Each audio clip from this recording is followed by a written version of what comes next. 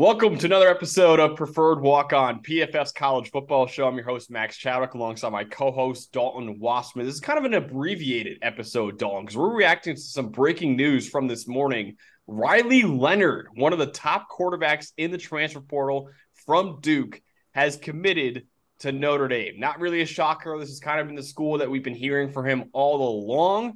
But it's still a really big move for Marcus Freeman and the Fighting Irish, and big move for Riley Leonard as well, man. It is Notre Dame trying to take advantage of the portal for the second year in a row. Had some success with Sam Hartman, ran into some injuries and some other troubles in the passing game, but they're really trying to find a dynamic quarterback. Leonard brings a much more mobile aspect to the game than Hartman did, and I think they're really trying to take advantage of. I think a lot of teams are going to start doing this with these transfer quarterbacks of trying to get into this top 12. It's not about getting in the top 4 anymore for the playoff. Notre Dame could very easily at 10, 11, and 1 find themselves in the top 12, and Riley Leonard, with a better supporting cast than he had at Duke, could help them get there. Yeah, absolutely. I mean, listen, Riley Leonard, I just put out my rankings at PFF.com. He's my number 4 quarterback in the portal. I had Dylan Gabriel above him. Actually, number 5 quarterback, excuse me. Dylan Gabriel, Cameron Ward. I had DJ Uyunglele, Dante Moore above him. And then Riley Leonard as well. But he's still a top 15 player for me in the portal. Really struggled with injuries this year, man. He battled a lot of injuries, high ankle sprain, also had a toe injury that he suffered against Louisville. Only a 63.9 passing grade this year. In fact, over the last 2 seasons, he has a 68.6 passing grade. He's not a guy who really pushes the ball downfield that much or really puts the ball in harm's way, but he's also not a guy that makes, massive throws either. He can do it. There have been times where he shows off great touch, but he hasn't really done it that much. So he's a guy who takes care of the football. Like you mentioned, he's a great runner. I think that's what makes him a top quarterback in the portal. Over 1,100 yards over the last 2 seasons, even though he missed a few games this year with an injury. That's 9th among all Power 5 quarterbacks. He forced missed tackle on nearly 30% of those attempts as well, which is 5th among Power 5 quarterbacks. So, yeah, I think his mobility will be a new thing that Notre Dame's kind of dealt with. They kind of been having pro-style quarterbacks, pocket passers, pure pocket passers in the past. Riley Leonard, I mean, if you're not utilizing his mobility, man, I don't think you're using him correctly. So it's going to be interesting how offensive coordinator Gerard Parker really utilizes his legs in the offense next year. Yeah, for sure. And the first thing I think about, is one, they have to replace both tackles. Joe Alt most likely heading into the draft, and Blake Fisher's already declared. So that's one challenge. But Notre Dame always churns out offensive linemen. I just think about the threat of their running game if Audric Estime doesn't enter the draft and he decides what to give it one more go around, because he was second in the Doak Walker Award for a lot of the year. He was the best back in the country. So physical, such an inside presence. He just wears you down. I think the threat of Leonard alongside him that Hartman really didn't give you. Hartman more of a play action kind of threat, but not a read option threat, not a mobile threat. He had the one big 4th and 16 run against Duke, but other than that, doesn't give you a whole lot with his feet. The combination of Leonard and Estime in the backfield, I think, is as dangerous as anybody in the country if Estime returns, because Leonard, when he gets out on the edge, he's gone. We saw it from the first game against Clemson all year. This guy's one of the best runners at the position in the country. Absolutely. I mean, you mentioned all the players at Notre Dame offensively could be losing. It's a lot, man. You got Joe Alt, the best offensive tackle in college football for basically the last 2 seasons. He's going to be a top 10 pick. He's going to be gone. Blake Fisher, you mentioned, has already declared their right tackle has been a really solid right tackle for them as well. He's gone.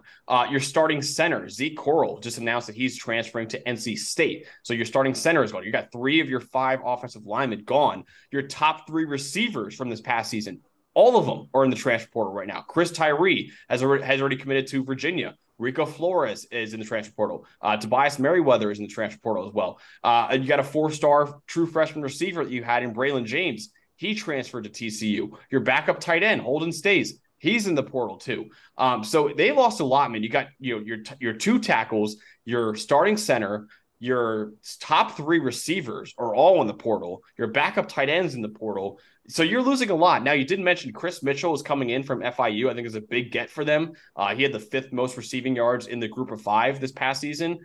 Bo Collins, Clemson's number 2 receiver, he's transferring over to Notre Dame as well. So at least you're kind of filling those holes a little bit, but man, you're still losing. This is going to be a brand new offense, especially if you lose Audric Estime. That's another huge loss for the offense. You're obviously losing Sam Hartman, who's already opted out of the bowl game and will not play, and you will go on to the NFL draft. But you're losing a lot, man. Now you got Mitchell Evans coming back. Mitchell Evans probably might be our top tight end in the country heading into next season. He was really good until he got hurt. You got a 5-star receiver in Cam Williams coming in too, but it's going to be a brand new look offense from Notre Dame. Now, I think this is a big get for them because I was kind of worried about what this offense would look like if they didn't get a big-time transfer quarterback like Riley Leonard. But still, even with Riley Leonard, man, I mean, you're losing a lot at the skill positions along the offensive line. It's going to be a challenge for Gerard Parker and Marcus Freeman to kind of rebuild this offense around Riley Leonard. Yeah, but I do think from Leonard's angle, he's still going to feel like it's an improvement. Look, Chris Mitchell was arguably the best receiver in Conference USA. You mentioned Collins, the number 2 receiver this year at Clemson. Mitchell Evans was 7th among all tight ends in receiving grade. I thought there was times you could argue he was their best player. In the Ohio State game, he was their best player. Going from a Duke team that their skill players ranked 104th in the country in overall grading, even that crew to start with, and especially if they get Estime back, is a major improvement from what Leonard was working with at Duke. I don't think it's been said enough that Leonard, especially with his feet, had to carry so much for that Duke offense. That Duke was a defensive team. That was a defensive, complementary, run the football team, and Leonard's legs were a big, big piece of that, picking up first downs. They didn't throw the ball downfield much because they just didn't have the guys to do it. They didn't have a ton of speed outside. You get Collins going, you get Chris Mitchell going, Mitchell Evans coming up the seam, as long as he recovers from the ACL. I think there's a lot there that can work. And I think, Max, you're going to see a lot more teams that they just have to do this. You lose a bunch of pieces, you have to rebuild it. And you can rebuild it quicker in the portal than you can with freshmen, even though they're 4- and 5-star recruits, right? That still takes 2 to 3 years. That's the problem, say, Clemson's having, not taking advantage of the portal, where they have to wait. They have to wait. Mm-hmm. You don't want to wait. Notre Dame doesn't want to wait. And right now, I think there's a big shift. Obviously, what we saw at Colorado with Coach Prime doing, but I think there's a big shift now with some of these teams. I think Notre Dame, take like Penn State, Iowa, teams that perpetually sit in that like 10 to 25 range that are going, okay, well now top 12 and at-large bid is like right in front of us. We can do this right now. Some of them may do it every year. I mean, I think you'll see Florida State. They're going to lose a ton of pieces, and they're going to do the same thing. But I think Notre Dame knows they're good enough on defense. Marcus Freeman can make it happen on defense. If they get Estime back, I think that's a real – that would be a huge part of it. I think to have all the new pieces in there and Estime gone and new backs in there and you don't know what's coming – that would be tough. But to have, you could just see the blueprint. You have Leonard's feet, you have Estime between the tackles, and at the very least, Collins, Mitchell, and Evans, you can fill in around that. And then, again, I think Mitchell Evans up the seam would be great for Riley Leonard. He didn't have a guy like that at Duke, right? There wasn't a ton of speed outside of Duke. There probably isn't a receiver at Duke right now as good as Chris Mitchell. Mm-hmm. So it's an improvement from Leonard's angle. And for Notre Dame, I think you saw in the second half of the year, especially after Evans got hurt, things just were kind of stale. Like in the passing game, it just wasn't happening, and Leonard, if Leonard is a significant improvement with a better supporting cast as a passer than Sam Hartman, I think he's got a better arm. He certainly has better feet. This team could go a long way playing.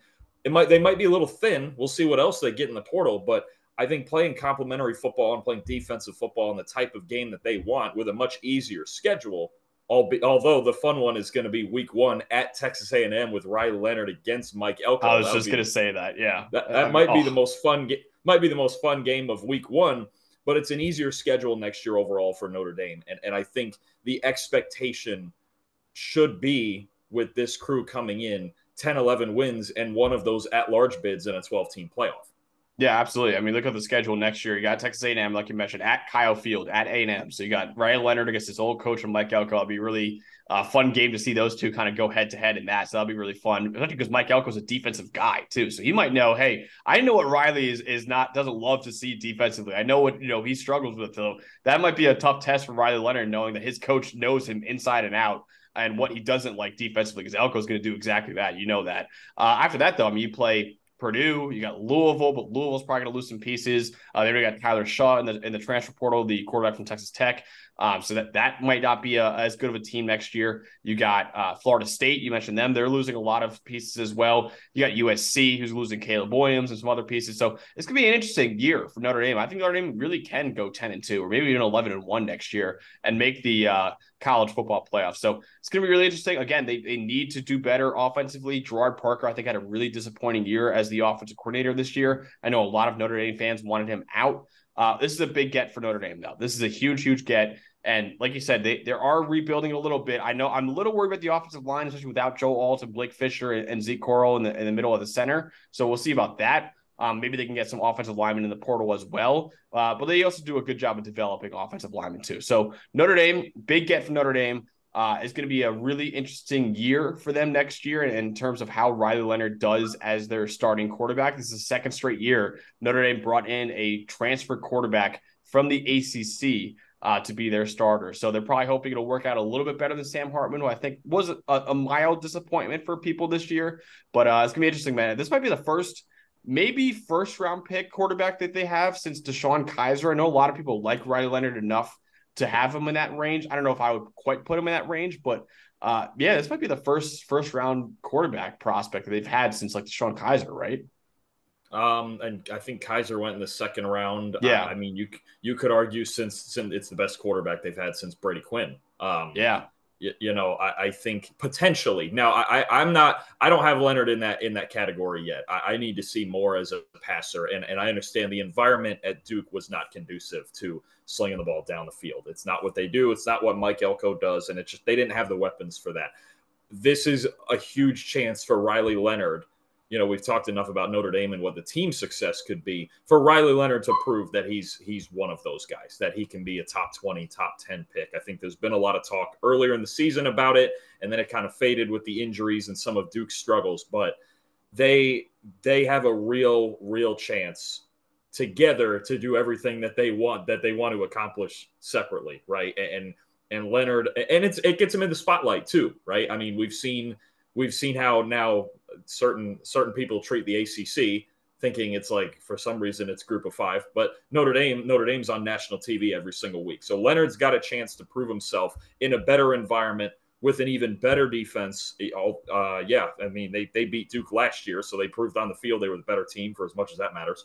But yeah, he's got something to prove. There is, I think, to me, I compared the grade profile for me this year. It just reminded me of Will Levis's last year at Kentucky, where like the year before he was great, and then his last year the passing wasn't great, but the environment wasn't great. But we know he's an athlete. We know he's a runner. We even saw it last night. He'll the shoulder into people. It's crazy. Will Levis, he's out there looking like a fullback. But it's very similar to me, where the difference is Leonard left and went and got himself into a better environment where he could succeed as a passer. And we saw Levis do it too. When they had Wan'Dale Robinson and they had weapons. That was the thing with his last year. He lost all those weapons and the passing grade drops because nobody's open.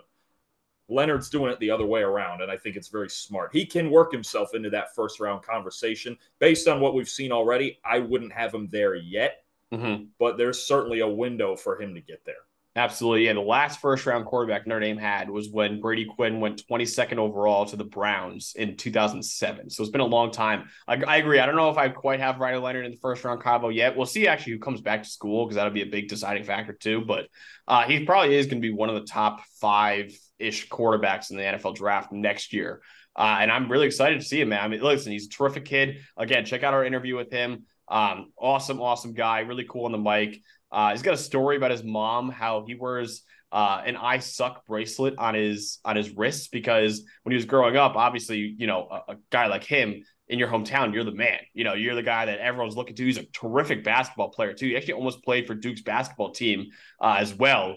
But he was kind of the man. He's like, I don't like being the man. I want controversy. I want adversity. So he asked his mom, and his mom before every game apparently texts him that you suck before every game to kind of hype him up, which I thought was pretty funny. So yes, probably do the same for him at Notre Dame, even though now it's hard to tell your son that he sucks when he's the Notre Dame starting quarterback.